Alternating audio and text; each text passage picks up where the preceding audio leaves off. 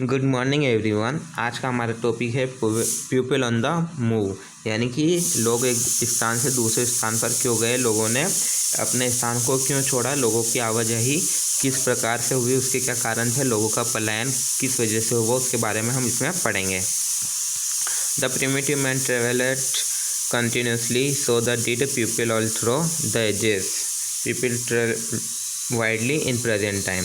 हम देखते आ रहे हैं कि प्राचीन काल से ही, आदिम काल से ही जो लोग हैं, जो मानव है, वो लगातार यात्राएं करता आ रहा है और इसीलिए सभी लोगों ने यात्रा के माध्यम से वर्तमान समय में भी व्यापक रूप से यात्रा की है। यानी कि हमने देखा है कि प्राचीन काल से ही मानव एक जगह से दूसरे स्थान पर यात्रा करता आ रहा है और उसी को देखते हुए आज प्रेजेंट टाइम में, वर्तमान टाइम में भी लोग एक जगह से दूसरी जगह यात्रा करते हैं। The following reasons can be listed for the movement people. लोगों की यात्रा करने के या एक जगह से दूसरे स्थान जाने के निम्नलिखित कारण हैं, हम उसकी एक सूची बनाकर उसको समझेंगे। People moved in search of food and natural shelter. लोगों ने भोजन और प्राकृतिक आश्रय की तलाश में एक जगह से दूसरे स्थान पर प्रस्ताव किया, चले गए, है ना। और people travelled due to natural disaster, floods and famines. लोगों ने प्राकृतिक आपदाओं जैसे कि बाढ़ और अकाल के कारण एक जगह से दूसरी जगह यात्रा की। People travel to discover new lands. लोगों ने नई भूमि की खोज में एक जगह से दूसरी जगह यात्रा की। ट्रेडर्स ट्रेवल्ड टू सेल और buy goods to for of places. व्यापारियों ने माल बेचने या खरीदने के लिए दूर स्थान तक यात्रा की, एक जगह से दूसरे स्थान पर गए व्यापारी। आगे देखते हैं, rulers sent their armies to conquer territories. शासकों ने प्रदेशों को जीतने के लिए अपनी सेनाएं भेजी, यानी कि राजाओं ने अपना साम्राज्य बढ़ाने के लिए भी अपनी सेना एक स्थान से दूसरे स्थान पर भेजी। उसके बाद हम देखते हैं last, religious leaders travelled to spread their religious teaching.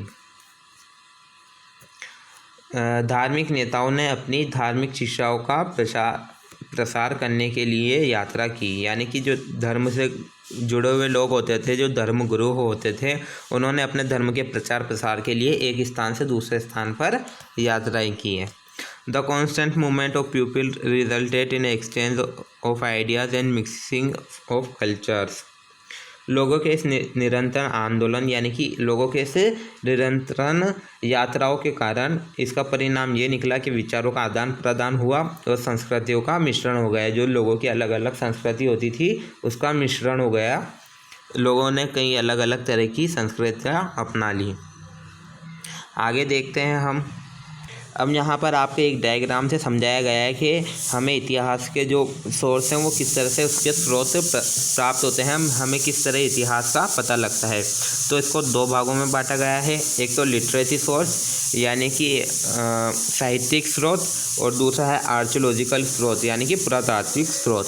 दो माध्यम से हम इतिहास का पता लगा सकते हैं, लिटरेरी और आर्कियोलॉजिकल सोर्स। ठीक है, लिटरेरी है, इसमें तीन टाइप से इसके, कौन सा, एक तो रिलीजियस यानी कि धार्मिक, और अकाउंट्स ऑफ फॉरेनर विदेशियों के खातों के द्वारा, और एक और है थर्ड सेकुलर यानी कि धर्मनिरपेक्षता के द्वारा हम इतिहास का पता लगाते हैं। और आर्कियोलॉजिकल सोर्स है, इसमें हम इंस्क्रिप्शंस यानी कि शिलालेखों के द्वारा, कॉइन्स सिक्कों के द्वारा, और मोनूमेंट्स यानी कि स्मारकों के द्वारा, और आर्टिफैक्ट्स यानी कि कलाकृतियों के द्वारा, अदर स्कल्पचर्स, टॉयज etc, और दूसरी मूर्तियाँ और खिलौनों के द्वारा हमें इतिहास का पता लगाते हैं। ये जो इतिहास को पता लगाने के ये सोर्स हैं, ये दो टाइप के हैं। सबसे पहले हम आर्कियोलॉजिकल सोर्स के बारे में पढ़ेंगे। आगे बढ़ते हैं। Historians broadly study two types of historical source to find other authentic facts about the past. इतिहासकार जो हैं अतीत के बारे में प्रामाणिक तथ्यों का पता लगाने के लिए मोटे मोटे तौर पर दो प्रकार के ऐतिहासिक स्रोतों का अध्ययन करते हैं। यानी कि इतिहास जो हमारे अतीत का पता लगाते हैं उसके लिए वो मोटे तौर पर दो प्रकार के प्रामाणिक तथ्यों से पता लगाते हैं। दो प्रकार के स्रोत हैं। क्या है ऐतिहासिक स्रोत? These are archaeological source and literary source. ये दो टाइप से सोर्स हैं, एक तो पुरातात्विक स्रोत और दूसरा है साहित्यिक स्रोत। सबसे पहले हम देखेंगे आर्कियोलॉजिकल सोर्स यानी कि पुरातात्विक सोर्स के बारे में हम पढ़ेंगे। Archaeological is the scientific study of the remains of past civilisation. पुरातात्विक स्रोत जो है वो अतीत की सभ्यताओं के अवशेषों का वैज्ञानिक अध्ययन है। यानी कि जो प्राचीन जो सभ्यताएं होती थी उसका जो है वो एक वैज्ञानिक अध्ययन है। Archaeologist carry out excavations around the world from time to time. यानी कि आर्कियोलॉजिस्ट जो होते हैं उनके द्वारा समय समय पर दुनिया भर में खुदाई की जाती है। And they often find many things. यानी कि पुरातत्ववेत्ता जो होते हैं उनके द्वारा पूरे वर्ल्ड में जगह जगह पर खुदाई की जाती है। जहाँ पर उन्हें लगता है कि यहाँ पर पुरानी सभ्यताएं थी उस जगह खुदाई करते हैं और उन्हें अक्सर कई चीज़ें मिलती है। क्या क्या मिलता है देखते हैं हम। इंस्क्रिप्शंस यानी कि शिलालेख, कॉइन्स सिक्के, मोनूमेंट्स यानी कि स्मारक और आर्टिफैक्ट्स यानी कि कलाकृतियाँ उनको मिलती है। These are then analyzed using various scientific techniques to discover more about the civilization these remains belong to। इसके बाद इन सभ्यताओं के बारे में और अधिक खोज करने के लिए विभिन्न वैज्ञानिक तरीकों का उपयोग करके इनका विश्लेषण किया जाता है। यानी कि जहाँ पर उन्हें ये चीज़ें मिलती है उसके बाद वो इनका और अधिक इन सभ्यताओं के बारे में और अधिक अध्ययन करने के लिए वैज्ञानिक तकनीकों का यूज़ करते हैं और इनका बारे में अधिक विश्लेषण से वो जांच करते हैं। These archaeological finds help historians to create the picture of the past। ये पुरातात्विक इतिहासकारों को अतीत की तस्वीर को फिर से बनाने में मदद करते हैं। ये जो पुरातात्विक होते हैं, जो पुरातत्ववेत्ता होते हैं, ये इतिहासकारों को अतीत की तस्वीर बनाने के लिए यानी कि हमारा अतीत कैसा था उसकी एक तस्वीर बनाने में मदद करते हैं।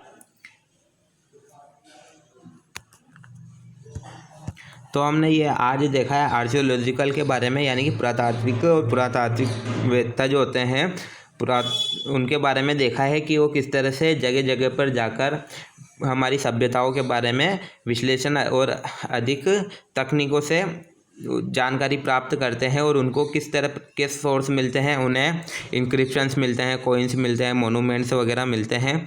तो इनके बारे में हम नेक्स्ट क्लास में विस्तार से पढ़ेंगे।